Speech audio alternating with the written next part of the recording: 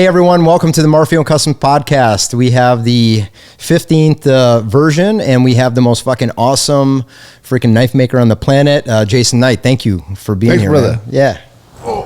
Appreciate you. Sorry for that. I could have went around the other way, I'm sure. But, absolutely. Dude, thank you so much for coming. And it is, for the day that we've had you, it's been nothing but a pleasure to get to know you just a little bit better. You know, I've been geeked out on your work and who you are and everything else, for a minute, but it's finally good to finally get you here, Well, thanks, brother. I appreciate it. I've been looking forward to it. It's been it's actually been a very good last 2 days for me, despite all the madness of life. But man, I'm telling you what, I enjoy being here and seeing the facility.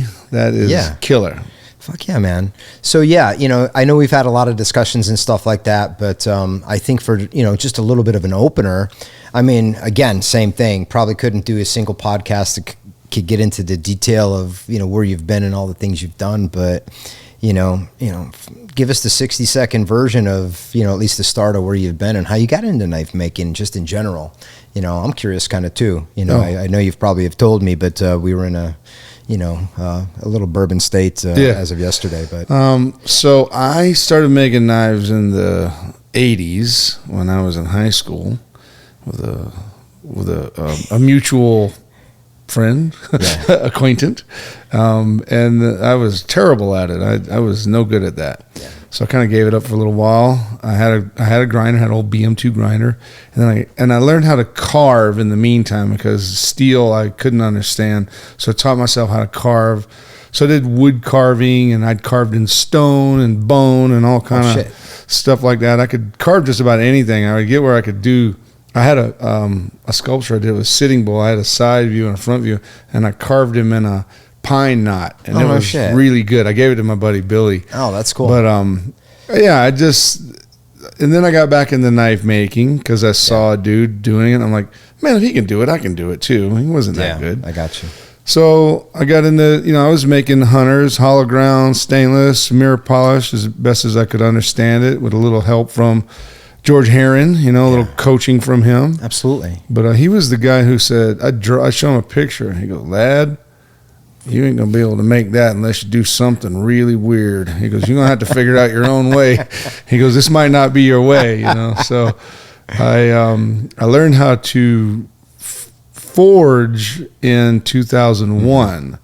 And it was very elementary and simple to me. It was like that became my kung fu. Oh, nice. You know what I mean? Nice. That's my kung fu. There's no doubt that that's your kung fu, bro. Yeah. But I love it. I love doing it. And then over those time period, I was working I did odd jobs. I never had real jobs. I mean, there were real jobs, but I was going to stay at them. I was just, gotcha. Yeah.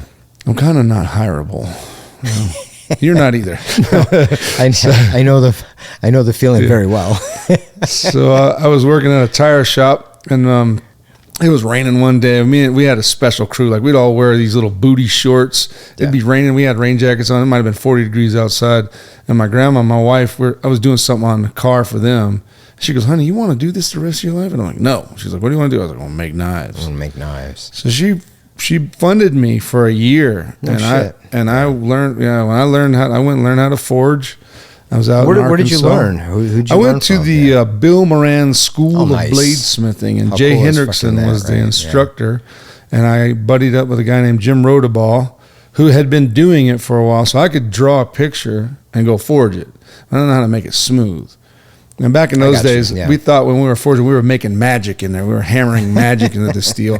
But as time progressed, I just realized, I was like, I can do this. I can shortcut a lot of these things and do this really quickly. Right. Because I'd watch industrial forgings, and I was like, this is how they do this, and this is how these guys, the process. Neat. Yeah. Industrial forgings are fucking nuts, dude. I mean, I'm infatuated with it. I've seen some stuff that just blows my doors off. Yeah, man. Yeah. And then I got really serious. I quit my job at the tire shop, never went back. It was actually a good job. Tires are necessary. It was beautiful. Sure. Yeah. I learned how to work, And I just started making knives. I never went back. My first gig was with Sporting Classics magazine. Oh, nice. Art Carter and Ron Stepp kind of said, "Hey, you want to make 150 hunters?" I was like, "Heck yeah, hell dude." yeah, man. So I made them, and I did Holy it shit. quick. Yeah, and, that's good. From there, I was full-time knife maker after that. Yeah, and that was it. No turning back. No turning back. No, I burned the bridges and burned the boat, whatever it was. I'm not Whatever going that. it was, I'm man, not going burn that the way fuck- again. Yeah, exactly. No, I hear you. It this is what we do. Yeah, I've been doing it for so long myself, and it's just like, I couldn't think of doing anything else. I've often offered people to say, hey, man, offer me a better gig and we'll all go, know. But I definitely dig what we do. But, I admire the kind of work that you do and everything else. But, I know we've talked about some stories about, people, you even asked me a question last night who is, knife makers or mentors that I looked up to. But tell me, who are yours? Who are yours? At least in the knife industry in general, or you know what, just in life in general. You could say whoever. But that's a crazy one. Well, when I was a kid, I was a big Bruce Lee fan. Oh, that's dope. I liked same. Just his stoic things that he would say. I still follow it, even though today, and I learn a lot from it. A lot of it is just simple lines and simple meanings and teachings and stuff like that. Yeah. As you look at him now as a kid, I paid more attention to the fanfare of his fighting skills and everything else, and the nunchucks and everything else. Oh, I loved but it. So it was infatuating. But now it's just at my age, with the accessibility on social media and everything else, I see a lot of the things that he wrote and the things that he would say, and it makes a ton of sense today. Makes a ton of sense. Yeah. I think the older we get, the more sense it makes. That all those philosophies make more sense as time progresses on. So, and my knife making, when I was in high school, I was writing articles about like Steve Schwarzer, and I had to do periodical reviews. So I would always do Steve's a awesome. knife maker. We were trying to figure out how old he was last night. And 175. Okay, that's what I kind of figured. Yeah. Michael Walker. Same he was thing. another. Yeah. Cool dude. Still, dude, I'll tell you a knives. story. Can I tell you a story really quick yeah. about Michael Walker? So, I'm just getting kind of started into the whole knife making thing, and I, even in the earlier years, it was extremely difficult to muster up the money, because once I found an appreciation for what a lot of the guys were doing, met a lot of the custom knife makers in my early younger days, which was great. It was like goo goo gaga for me. It was just like starstruck to the fucking max, meeting some of these guys and looking at their knives or letting me pick them up and everything else. But I can't remember the actual year, but Michael Walker did a collaboration with Ron Lake called the Lake Walker, and it was the bullfrog knife. Yeah. And I fucking fell in love with that piece so hard when I seen it. I was just like, you know what? Fuck it. I don't care how much it is, whatever. I walked up to the table. He's like, hey, Tony, how are you? Blah, blah, blah. And it's like, could I look at that? And he had a list of people signing on. It's like, I want to get one of these. And he's like, there's no way you can get one of these knives. And I'm like, I can't buy one today. And just, how much? I don't care how much it is. He's like, I got a 5-year backlog on this knife. But it was an extremely well orchestrated piece. And it was just, I don't know, it really spoke to me in such a big way, but it was just like fucking heartbreaking as hell to get these pieces. But, I had the vague understanding. He was taking just list after list after list for this new model. And I just can't vaguely remember the year, but, I've been to a couple shows where I had an opportunity to spend a little time, with Michael Walker, and just have an admiration for, everything he's been willing to contribute and share over the life of his life, and, and everything that everybody's learned from him, and his works are just outstanding, but neat. So yeah, Michael, if you're listening, Bullfrog, it's still on order, right? From like 20 years ago. Yeah. Probably anyway, yeah, it's kind of cool. I think probably the most influential, probably like, I'm trying not to get all choked up and stupid about it. George Herron, though, George Herron was one of those guys. He was like direct you, this is how you do it. Sure. And he would show you, it's like, this is how you do it. This is how you make it happen. And this might not be for you because you got kind of a crazy mind there, But he was wonderful. I used to save my money up all year, and I'd buy a knife from him every year. Yeah. And I had a pretty good collection one time. When after me and my wife got married, I sold them off eventually. I got you. Yeah. But I think it's just cool. A lot of this stuff is really, really cool. And it's beautiful to see how things are going now, Right. Yeah, because for you and I mean, getting started in this industry, there was no, accessibility to information like there is today, man. We had to go fucking meet people. We had to pick up knife magazines. You had to go to class. Yeah. You had to trial and error. You had to figure some shit out, and you had to make friends with some fucking guys that knew what they were doing, kind of. Yeah. And, you know, even for me, I mean, early on, I remember grinding blades. I didn't grind my own freaking blades. I mean, you know, that was, hey, pick up a knife magazine and call, oh, cool, Bussy Combat Knives. Let me call him and see if he'll grind some blades for me. Sure enough. Sure, send him. I'll check it out, you know, and he didn't grind many, but he ground the first ones. Yeah. And I still have the one upstairs that I showed you. You know, it's has all the pieces I made, but it was a fucking blade that Jerry ground himself. Wow. And so listening to these guys and meeting them at the shows and, you know, picking their brain a little bit. Some of it, I mean, you couldn't be, in our time, you could not be soft-skinned because these guys would chew you up and fucking spit you out in like a hurry. And if you fucking walked away with your freaking heart in your hand or tears in your eyes, they'd be like, fucking get the fuck out of here. Oh, boy. Yeah, well, the old guys, you know, they were very informative, but you had to take their criticism. And if you showed them and said, I remember showing my knives to Chris, and he's like, you know, Chris Reeve was very instrumental in teaching me how to grind and teaching me how to sharpen and just teaching me about a lot of stuff. You know, machining techniques, surface grinding, you know, gave me a lot of good pointers that we carried through. A lot of what you see at Microtech, you know, I would say that I owe to, you know, Chris and Ann, you know, that helped us out extremely early on and was willing to share knowledge. But Chris was hard, man. Yeah. You know, he'd look at your fucking thing and he'd tell you everything wrong about it. And then he'd say, hey, you know, suck it up, buttercup, you know, fucking, you know, get a bigger can of elbow grease and get at it. You know, and if you don't come back and listen to what I say, I'm not going to share what I know about it anymore because I'm not going to waste my fucking time. That's right. You know, and it's just like, wow, thanks, Chris. That's right. I do. You know, either you improve or you move or you don't. You know, you think twice, you cut once. And it was just that thing. But we developed a friendship. But it was, you know, good stuff. You know, good to the point. Like, hey, if you want to improve this, do this. You know, if you want to improve this, do this. And if you can manifest your skill, then you will. If not, you're not going to make it in this fucking industry. That's period. Right. You know, and it's like, period. You know, you're going to have to want it and you're going to have to earn it. The directness of the old guard was wonderful. Oh, how Jesus direct Christ, these guys were. Yeah, it's like, and it's kind of funny now because a lot of, you know, you mirror polish stuff still. And I've done it, but like everything that I used to make had to be mirror polished. Had to be mirror polished. I know, right? It's just garbage. Just like no, right? If it wasn't fucking like a 1500 grit fucking hairline finish that almost looked like a mirror polish or the mirror polish, I get it. Yeah, pretty wild. But yeah, and you know, like I say, over the years, just getting an opportunity to talk to some of these guys and they share a little bit of their knowledge. That's why I do try to give back when I can. You know, I try to give back in many different ways to share the craft and everything else. But I don't know, man. Yeah.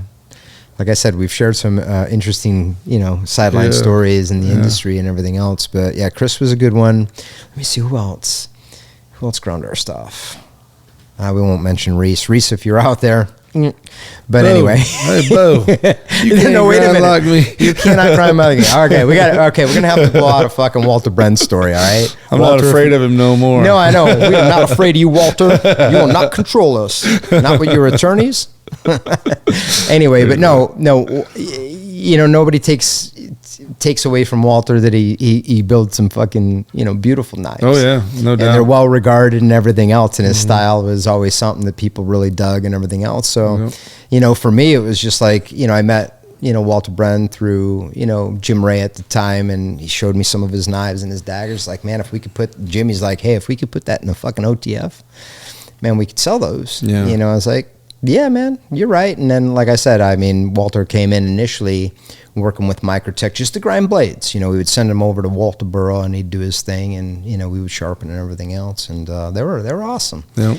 And but yeah, I mean, Walter spent a little bit of time in Vero Beach and everything else, and I remember trying to do my own thing, and you know, and it's like, hey, boy, you know, that old foghorn, leghorn fucking accent and everything. Boy, I said, now, that over there. Huh? That over there is how you do it over here, and you're only going to grind on this particular grinder. You've got to get a big belly like this. Yeah, and you're going to grind on a 1-inch wheel, and you're going to use this thing, and you're going to use this compound, and he said, look it, this is the way. Yeah. He's like, this is the fucking way. Yeah. And if you can't do it this way, don't do it. Yeah. And then once I did it, then he's like, you copied me, boy. You took my trade secrets. You robbed me, boy. I'm going to sue you. And it's just like, that's my grind. And my sons will even say the same thing. He'd always pick on Tony and Sean, even though that they've always been raised respectfully enough to now tell anybody to go fuck off if you step on their toes, because these boys have earned their fucking soup. Yeah. But, you know, he'll still come by on his little cart and he'll be looking at me and he'll be shaking his head going, boy, you know what I'm talking about, right? Yeah. But yeah, neat stuff to learn. And like I was telling you before, you know, we took those techniques that we were taught, and then we had the opportunity to, you know, like I was telling you, to, you know, I've known Koji forever, and he's the most sweetheart of a man. I can't wait to get back to Japan. And but, you know, I'd go to the shows, my hands all gnarled up and telling stories about getting hit in the head with a blade and all this. He's like, stop. He goes, if you can bring it to this, he goes, I could show you how to do it on the bench, you know. And he goes, wah, wah, wah. Koji would always make this, wah, wah, wah. No. He would go, you know, this is the way, you know, because his English was bad. Yeah. And but had an opportunity to, you know, have Koji mentor, you know, myself along with my sons, and then I passed some different. I remember showing my son Tony. It's like, hey, check this out. He's like, oh shit, look at that. And then my son Sean, and then they took it to the next level, which was even beyond where I was at. And you know, and then we went back. They showed me, and I, like I told you, went back and we shared some techniques with Koji's son, Du, who makes awesome knives. Yeah. And Du spent some time here and got a chance to relearn these techniques, and then go back and work with his dad and show some different things that you can do to even make it even better. But you know, it's a ton of elbow grease on the bench, but it's number one, it's safer. Yeah. And we get some extremely decent results regardless of the material, because not all of these alloys, a lot of people think, well, you could just polish this. No, it's not that way. You know, if the matrix in the material is tight enough, the grain structure is properly processed enough, and, you know, heat treat everything along the lines, you know, you can get some very interesting effects in certain grades of materials. You know, back in the day, you know, the ATS 34 was popular, or 150, you know, 154 CM, and some of the other ones. And carbon steels are relatively easy to polish with this technique. And but you get into some of these PM materials that are, you know, vanadium based, that, you know, it's like anything else. If they hold an edge, they're going to resist abrasion, which means they're going to be tougher to grind, tougher to machine, tougher to polish, but it can be done. And the M390 is one of them. We get some amazing effects. Yeah, I like it. It's so crispy clean, man. Yeah, it's such like a nice, beautiful finish. Yeah, I like that. But yeah, next time you come up, you know, for sure, if you want to spend, you know, some fucking time on the bench and not get bored, you know, we could definitely show you what we're doing and see if anything could apply, you know, towards what you're bringing out. You know, we keep some things close to our chest. You know, we do, but you know, we were at least open at sharing the foundations of doing some of this work. A lot of people just get in a hurry, and that's the problem. You got to be patient with the results. You know, and, it is a cool thing though to behold. You know, when you look at it, it's like Excalibur, super cool. Absolutely.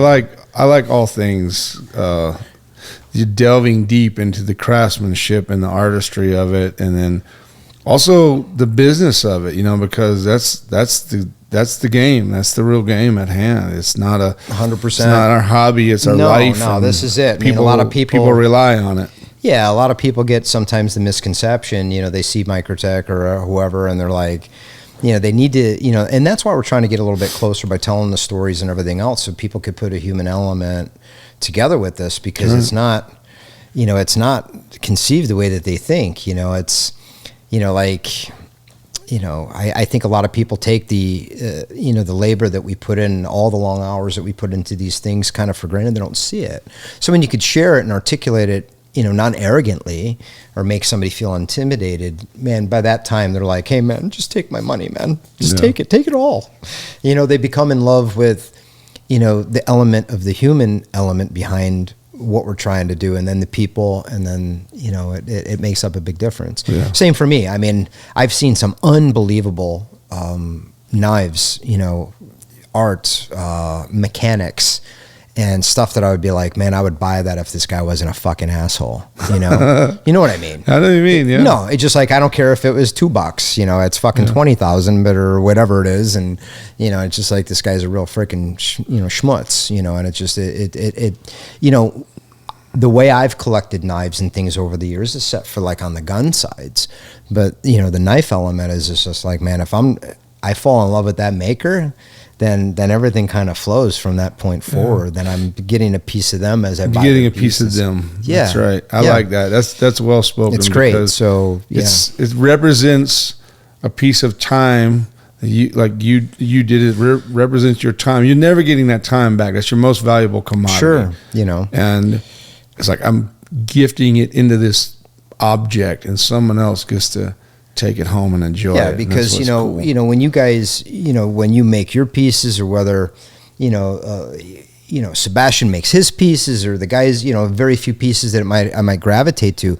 Man, how much more fucking intimate could you get than an object that they worked on that intimately? Oh yeah. That's a piece of them, each one. Yep. So yeah, if I don't have a bond, or at least a friendship, or at least a mutual respect with a maker, I don't care what it is, dude. I'm gonna just turn it back. I'm just gonna turn it back. That's right.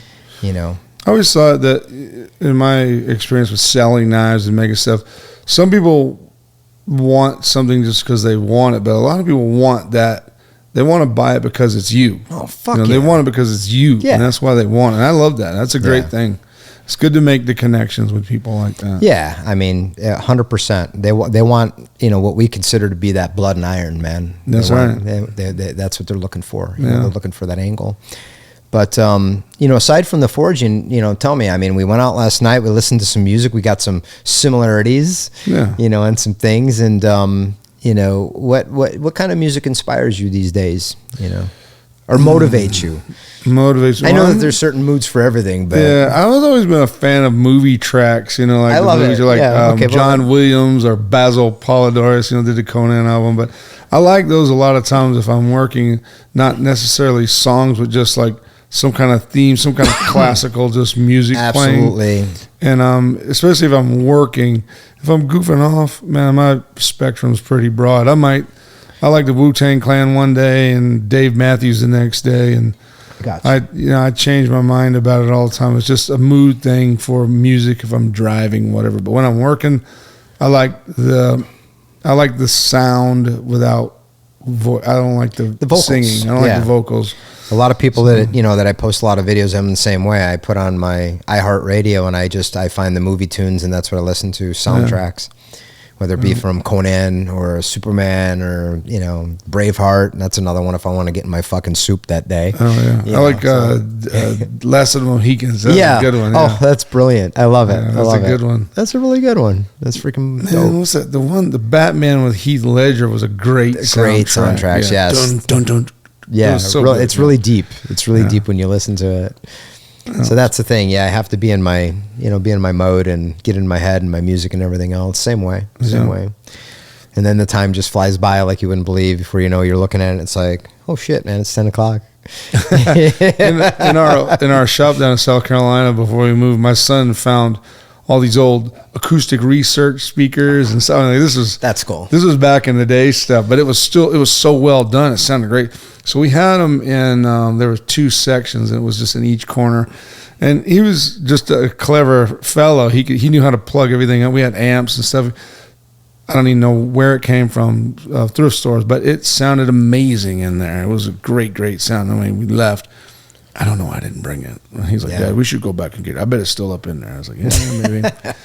But yeah, it's pretty funny. It's important, that mood in the shop. I want to go in there and absolutely get busy or be creative or be designing or whatever. Right. Yeah.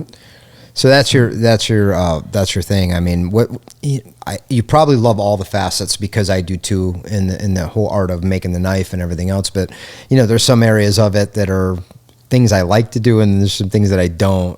If you had to share with everybody, what gets you up, what part of the process do you fucking that's your kung, like you say, your kung fu, that's your drive. So I like generating the new concept, and it's damn near impossible, really, but taking something that I like. I might go back to a drawing I did 20 years ago. Oh, let me just add this one little subtle thing, and then it's just like, ooh, or change the size of it. Yeah. So those are things like change the size, add a subtlety, take something out, and then I was like, well, I'll make one of those and see if I like it. And if I do, I'll keep processing. Yeah. But on the forging side, I like just doing that. I don't care what. I could forge a tentacle, man. I'm like, that's cool. It's like, and we've done them before. Like, how can you forge a tentacle? I was like, I don't know. This is how you do it. I'd be curious on how you forge a tentacle, man. Pretty tricky. But those are fun things to do when you see, or if there's a pattern that you want to make and you see that pattern, like, how do I make that? How do I get that? Like, the work you have on the wall upstairs. Yeah. The source painting. Yeah. That's a cool piece. That's a pattern. I want to see that in a knife. I like it. Yeah. I'm hoping we can work together to get that pattern in steel. That'd be dope. Yeah, I think it can be done. Yeah. Yeah. Be pretty cool. But those are things that just keep going. And then there's a lot of people who rely on me. I know you have way more people relying on you. And that also keeps me going, because he thinks like, well, what would I do if I could do something else? I don't even know how to answer the question. I don't really know. It'd be I'd be a professional fly fisherman in Mongolia catching Mongolian speckled trout. That'd be. There you go. I don't even know if that exists. But it sounded good, dude. Cool, I fucking believed it. What do you do? I heard unicorns. They don't have them yet. Well, they will one day. They will one day. We're going to keep looking. Absolutely. Dude, so I was going to ask you, so, I've met you before on occasion, and stuff at the shows, but one particular thing, I watched your stories, and I was watching you make this fucking just amazing thing, and I fell in love with the piece so hard when you brought it to the Blade show. I was like, like I said, I happened to come by your table, and it didn't dawn on me, because I figured, fuck, this thing probably sold 20, 50, like Michael Walker style. If I wanted to get one, I'm going to have to be like 100-year fucking old. Wait 100 years. 100 years to get in line. So when I seen this piece and watched the stories, that's where I really fell in love with it. I seen all the work that you put into it and everything else. But, this is the first piece that I own of yours. And even your belt buckle. I didn't forget that. Yeah, I admired your belt buckle, and all of a sudden you're putting it in my hand, and I thank you. I just got to, the problem is finding the right belt for that. Find the right belt. Find the right belt for that piece. But, it moved me when you're just like, oh, hey, man, fucking here you go, fucking knock yourself out. And it was special. But, for today, I've posted it a few times, but the spear that you made, man, I need to understand. This is probably, like I said, I have, weaponry and pieces within my collection, but this here, for anybody who picks it up, feels like they want to like stab something to death with it or whatever. Yeah. But to me, it's so elegant and so beautiful. When I seen it and I found out it was going up, it's like, holy shit, man, I'm gonna bid for that thing until I can get it. And but yeah, tell us a little bit about this particular piece, because this shit freaking rocks my knockers off, man. Yeah. So it's based on an African spear called the Ikwa, or an Assegai. And I made one a couple years ago for a friend of mine. She's like, I want one of these Ikwa spears. When I walk the dog, I can carry it with me in a sheath. I'm like, okay. So I made her one, and it was popular. People liked it, and I liked it too, because when you study them a little bit, like it's a weapon. It's really cool. And yeah, this has like no sporting purpose whatsoever, dude. This is weapons are wonderful. You pick one up and you're like, that is death right there. But I wanted to make like a more modern, a contemporary version of the thing, which could fit into any time. So I did an integral. I made it out of Damascus, and I like display it. Yeah. But whenever I'm making something like this, there's a proportion and a line I'm looking for. When you see something, you go, that's pleasing. So I always want to say, it looks good. And then the hard work is, how do you make it feel good? Yeah. How do you make it where you can hang on to it and hold on to it? The ball was the most aggravating part of all the holding. This was, I'm not going to say it was easy, but this was aggravating because I didn't know what to do. I had an ivory pool ball. Oh, nice. And I wanted to use it, and I thought about it, but I was just like, I want this thing to look like it came from Barsoom, from Mars. And I was like, that would go really well on it. Just using materials that you can't really damage. This is crazy tough stuff. This is pretty much unbreakable spongy tin. That's black paper micarta. It's an heck on it. It's got a beautiful harmonic. Oh, yeah, when I pick it up, I always tap the side, and it just like it resonates to me. And then like making it's always funny. I say edge geometry. So the edge is thinner back here, but up here it's more robust.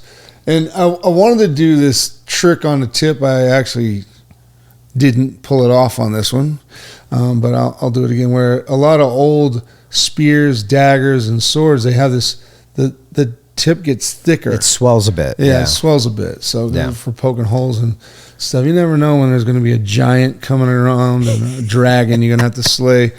Dude, my dad had me dragons fucking every day of my life.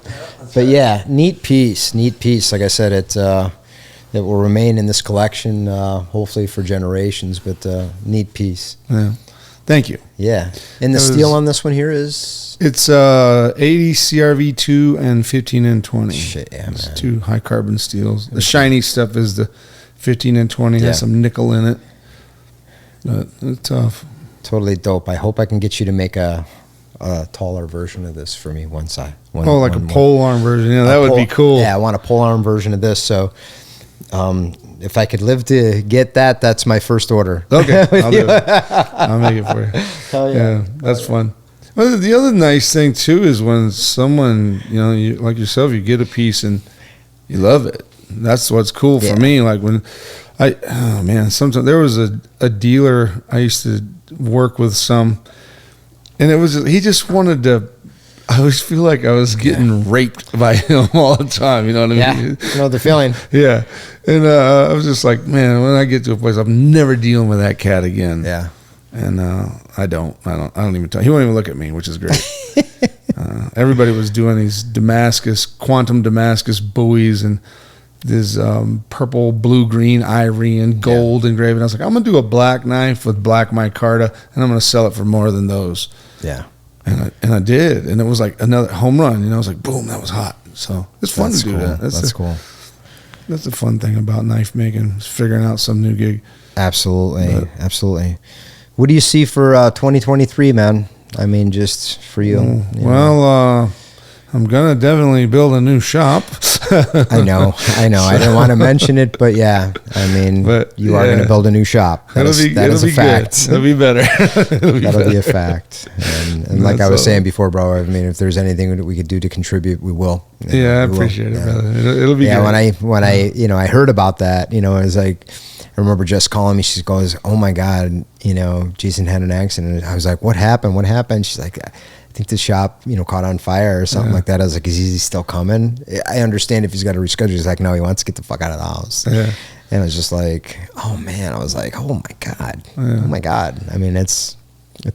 Yeah. It's like I said, I'm not special to anything. It's like, it happens. And the things that it's not in your control, so you can't worry about it. Right. You just have to be like, well, then I have choices to make. You have choices to make. Sure. And that's the beautiful thing of it. No one was hurt. That's beautiful. Yes. It could have been terrible, but it wasn't. Oh yeah. It is what it is. Count the blessings, man. And you move forward, and it's like, and it'll be good. And you just have to. If you can fly, and the airplane crashes and you don't get killed, you can fly again. You could fly again, even though I probably would fucking never fly again. But that's okay. Yeah. But no, I get that. But yeah, going into 2023 is going to be interesting. To see. Yeah, you got some interesting things happening too. I think so. You got some great things going on over there. Touring your facilities today, that was wonderful. I love seeing the process. Sure. And the accuracy too. That's really impressive. That's something that's hard to be consistent in all the time. That accuracy. It's something that we continue to strive. I mean, the minute you can't. It's like fighting back the ocean with a broom. Yeah. I mean, you gotta stay on top of it, and we got a really good crew, that stays on top of things. And but what we're finding that if we could teach that mentality to teach any of our associates, that quality and that mindfulness starts right at the machine, starts right at the bench, starts right wherever within the factory. Yeah. Even though we have a quality control division, each and every one of us have to take the position of quality manager at one point or another in the whole process. Yeah. I mean, because they just have to be mindful. to our people, or everybody within the company. I mean, even our folks who work on our videography and everything else.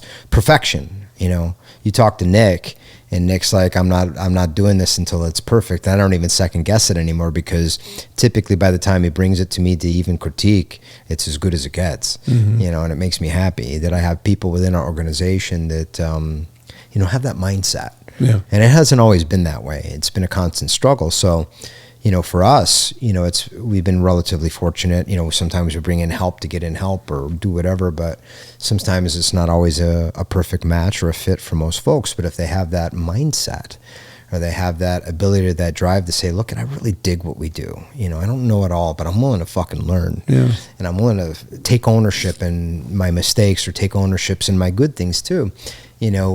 We have a tendency to, I don't know, it's one of those things. There's no textbook, procedure to build a business per se. It's been the experience, but I think everybody within the organization, or at least at Microtech, wants to be there, and they want to continue to excel. So that level of quality and precision just starts with everybody. Yeah, that's a good team. That's a good team. Even the bathrooms are clean.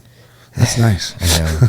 That's an upward battle, man, because that's always been a shit show. No pun. Well, it says a lot too, really. I mean, I think it's a strange thing. It's like whoever does it is like, I care enough to make sure it's right, and that's cool.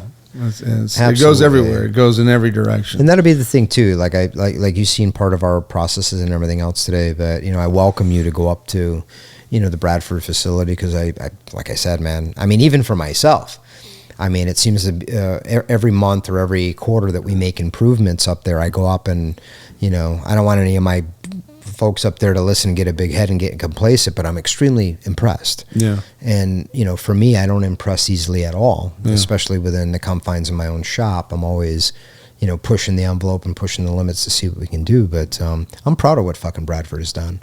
A lot of people, everybody that bet against those people up there and bet against that group and bet against those, that facility, fucking lost. They lost. Yeah, they fucking lost, man. Yeah. So, a lot of people are like, Tony's going to shut that freaking place down. You're all going to be looking for jobs. Fuck you, man. It's like, these people knew what they had to get done. It wasn't a matter of me. It was a matter of, it's a tree, man. It produces fruit.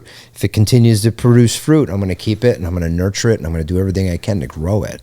Yep. So I'm happy. The that facility pulls the muscle. It's the muscle. It's the pure muscle of our organization. Even though we do a lot. I'm sorry, bro. No, it's okay. Drink some Topo Chico. Yeah, all right. Yeah, what do we got today? We got little old Pappy there, and a little bit of Topo Chico. It's the cancerous drink, and Blue Moon. This episode brought to you by Blue Moon. And Scoozies from the islands and stuff like that, which always makes it fun. But no, man, it's like anything else. It's part of our experiences and everything going forward. You're your best competition. It 100%. doesn't matter what anybody else is doing. I never think about what is anybody else. I don't really care what anybody else is doing. It's just like I'm competing against me. You're competing against you, and that's how you get better. I think that's how you get better. 100%. You're never complacent. You're always moving forward. You're always growing it and making it better and improving it. And I got to tell you, man, it is slick. It is a cool thing, especially that dude with the lab coat. I thought that was really neat. Yo, Walt, Dr. Walt. Yeah. Good dudes, but yeah, when a couple of my guys wear lab coats in the modeling area, it's pretty cool. You walk in, it's like doctor. Yeah, that's cool. But unfortunately, when we came in, it was lunchtime, so you didn't get to see a lot of people scurrying around today. But it should give you an idea of the processes and stuff that we go through to make these pieces, and not only just what we do at Microtech, but just everything that we do abroad in the localized area. There's a lot of indirect jobs that we also create to keep this stuff USA made based. And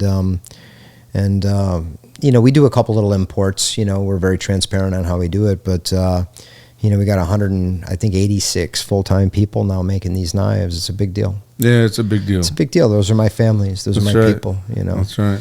So yeah, when I go to shows, like you say, that competition amongst yourself, you know, a lot of people say, hey, what's your biggest show? What do you get really tanked and get ready to go do? You know, it's like, no, my contest is every day. Yeah. You know, my blade show is every day. My blade show is every fucking show. My blade show is every week. Yeah. You know, do we do some things a little bit more strategically? But no, I've learned early on that there's no, you know, there's...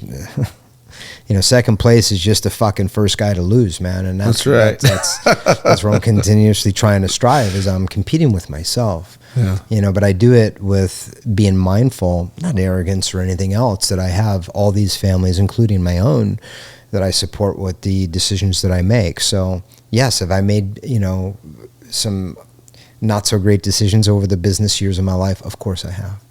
And have I, you know, made a lot of friends and made a ton of enemies at the same time? I get that.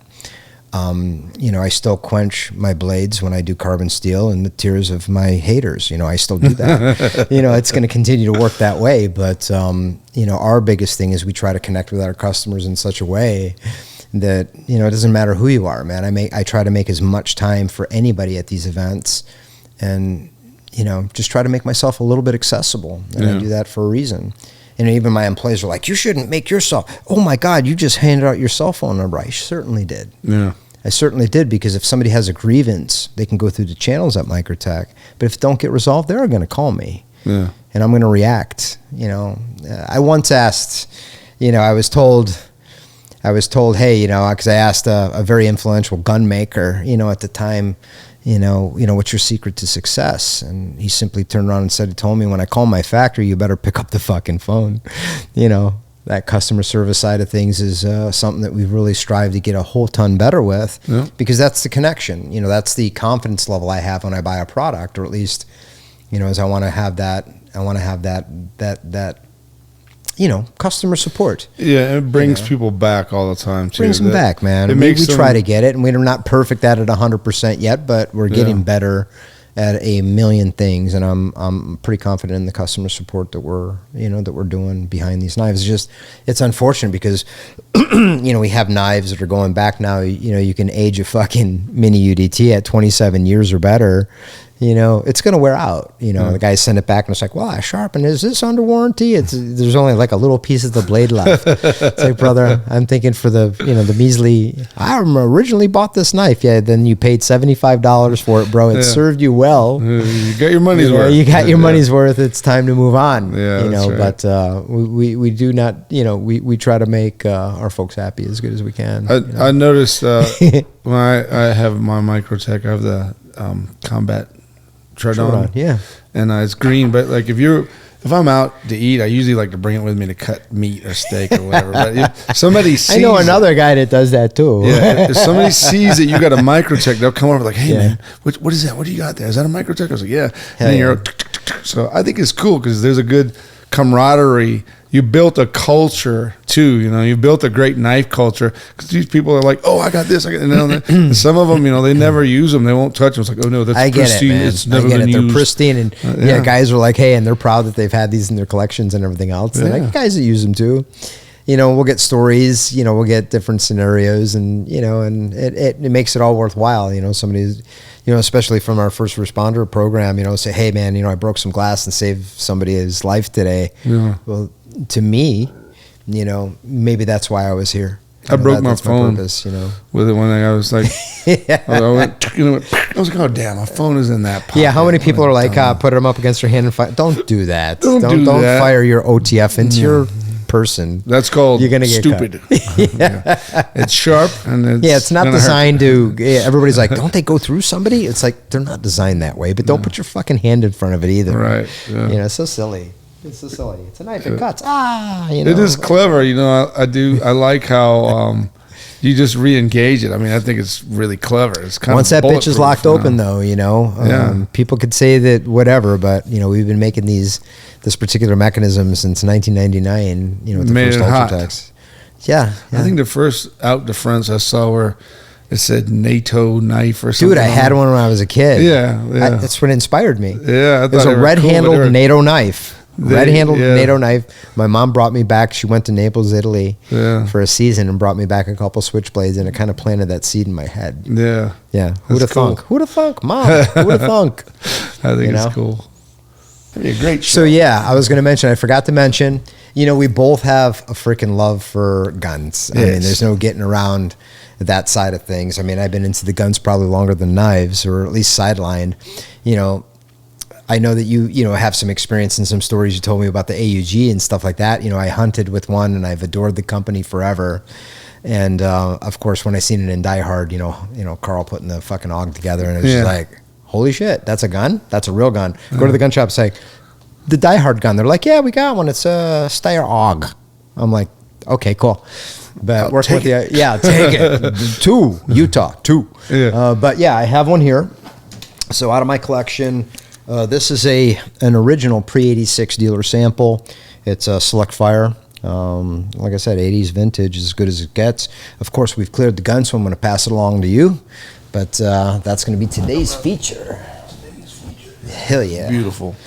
Yeah, what a great design. I fucking love it. Love shooting them. I used to hunt with one. The most successful bullpup. Well, it's the most iconic, man. Yeah. I mean, it's as good as it gets. It is cool. I mean, if Steyr ever got their shit together, and I'm saying this respectfully, and did the original pattern AUG for the United States, it would sell well. It would sell well. It would sell well. Yeah, and that was my dream. With the MSAR program and everything that we did. I still love mine, but the original pattern, my heart's there on that one. There, my heart's there. It's super cool. They're my limited experiences. They're accurate, and I shot 100 of them and had to put a lot of rounds through them, and none of them hung up. Nothing jammed. Everything went really well. I've owned quite a few of them, and all the original pre-banned models, as you would call it, or original machine guns. Even though a lot of guys I talked to that were in the Austrian army and stuff like that said they had to mismatch parts to get them to work, but the ones that I've had experience with, again, same thing. If they weren't modified or anything, they were factory guns. They ran really well. Yeah. And typically, back in the day, in the picture that I showed you, I just hunted with just a 20-inch green gun, and with the standard donut optic, and I could produce a relatively sizable 3-4 inch group, at 100 yards with decent ammunition. These are not matched guns, but that was enough to put meat on the table on any hunt that I went on. Oh, yeah. Yeah. I mean, up in a tree stand, out of a truck, anything else. Guys that carry these big old fucking musket-looking things, and I'd be sitting there to like, is that a space gun, boy? It's like, yeah, it is. That's right. That's right. Yeah. Planet of the Apes, Bubba. Yeah, motherfucker. Yeah, that's cool. But never had no problem putting pigs down with that bitch. No, I bet. So when next time I go to Texas, someone takes Sebastian, we're going to want a helicopter hunt or something like that. It's going to be dope. I'm going to use the AUG with a brass catcher. Going to get it done. Yeah, let it rip. That'll be great. Hell yeah. Hunting hogs is fun. Hell yeah. This has the 1.5. It's a 1.5 standard optics designed to be used with both eyes open. Yeah. And for what it is, you could use the donut. Some of them had a crosshair on some of the earlier reticles. Some of them had tritium. Some of them had the donut with a different donut with a crosshair, but just a standard donut with a dot, or a standard donut. Yeah. It was designed, the gun was designed for combat. It was a very interesting piece, the ergonomics of it. I guess in today's standards, you got like Tavor, you have Desert Tech, you got all these different ones. But bullpups are here to stay. Yeah. Regardless of what anybody thinks, it's ergonomic to the body, man. It's the way to rock. Yep. Yeah. Yep. It is cool. It is a smooth platform that shoots well. And it's very sturdy. Pretty easy to get a hold of and start squeezing the trigger. Yeah, man. And it fits in a duffel bag. It does. That's true. It do. Carl, shoot the glass. Shoot the glass. Shoot Carl. the glass. Shoot the glass. Yeah, it's an appropriate time of year for this, too. Yes. Greatest Christmas movie ever very made, I think. Cool, very cool. But yeah. But anyway, what I was going to say is I do have a knife for you for today. I'd like you to have this. I want you to use it, kick ass with it. That's for you. Enjoy it. It's from our crew. Wow. This will serve you well. I love it. I know you had mentioned that your combat's maybe somewhere. So There you go, It's bro. beautiful. Yeah. Thank you. Yeah, you're welcome. Very dude. cool. You're welcome. Enjoy that piece. Thank you. Yeah. Little carbon, little bronze. Carbon fiber. I Carbon love it. fiber. Yeah. Salmarable says it. That's right. I love Dave. Oh my God. Carbon fiber. Carbon fiber. Got this for you too. This is an apron. It's one that I've used to, not so much at the shop per se, but I've used it in probably all my cooking schemes here for the last bit. I want you to have it, dude. Hey. Yeah, man. Hopefully, again, it'll serve you well. Cool. Yeah, it's a good one. It's Yeah, a good I one. like It's that. made by Katanica out of California. I love Very you guys, cool. by the way. We Hey. support their shit. And it's American made. Yeah. No, but I get it, man. You know, Thank you. a little bit of here and there and everywhere. You Yeah. know, I look forward to. I was out of the. You know, that's the thing. You know, I look forward to. It doesn't seem like you live that far, so No, you know, we're hopefully we close. can get an opportunity to work with you a little bit. You know, if it's a possibility to work on maybe a collab piece on this blade style or any of the styles. This blade style, I think, in an OTF. Think about this, people. Think about this, peeps. OTF. What do you think? I think it would be baller. I love it. You know, an OTF, even from a limited standpoint, I think that would be really clever. Yep. And collectible, and I would dig something like that in a combat would. Troodon or a slender body or something. That would be dope as shit. That would be dope. Yeah, I like that. To take the ideas and make the ideas real. That's what's absolutely, 100%, man. Thanks, man. Thank you, Very Jason. Thank you generous for coming on. And like I said, enjoyed for the it. most part, I've enjoyed your time while you were here. And I look forward to, you know, working alongside of you, or maybe taking a class someday. I would love to do that. Oh, I think, yeah. you know, Sebastian and I expressed that we'd like to come over and, you know, bang out some steel just to say that we can experience going through a class like that. You know, Yeah. we do our things a little bit differently. Yeah. But it would be extremely cool to say, hey, look at, you know, I got an opportunity to train along a master. So Oh, cool. that'd be great. Thank Yeah, you. man. Thank you. All right, man. So everyone, stay tuned for some great things for 2023. Take care. Like, share, and subscribe.